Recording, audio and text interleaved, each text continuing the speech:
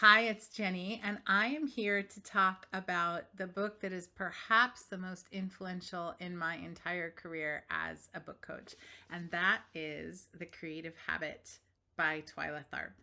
When I first read this book years and years ago, it cracked open something in me and made me understand something that I had been struggling with in terms of the teaching of writing. And it was this idea that creativity could be contained. And if creativity could be contained, that meant to me that it could be taught, it could be coached. You could help somebody go from vague idea to finished book. And it was that understanding of the creative process that led me to become a book coach, to develop the systems and processes that I did for helping writers, and to become an evangelist for this work. And what Twyla Tharp does, she was a choreographer and worked, what a choreographer does is work with the body in space. And so she talks about walking into an empty room and all you have is everything that you bring with you, your physical body and your memories and your brain and your intuition and the things that you're interested in, the things you've read, the things you've listened to, all of that, that's what you bring to the work. And for a dancer, that's all you got. And it's very much the same for a writer.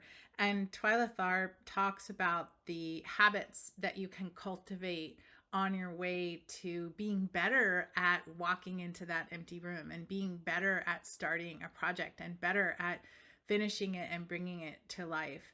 She has exercises in this book that are just so fundamental to understanding the creative process, including one of my favorites, which is your creative DNA, where you really look at your experiences with creativity, who supported you, who perhaps didn't support you, who told you that was not a great idea, or said nobody cares about that idea, or you can't do that, or you're not good enough. All of those experiences are part of what we bring into that room when we start a project. And knowing those things, understanding our history with creativity, um, just being aware about it can be so very helpful. So that's just one tiny example of the things that are in this book. But the whole concept is you can take someone who has an idea and lead them to bringing that idea to life. That is a process that you can do. It works. It is a process you can develop. It's a skill you can develop. And for the writers that book coaches help, this is a giant revelation as well.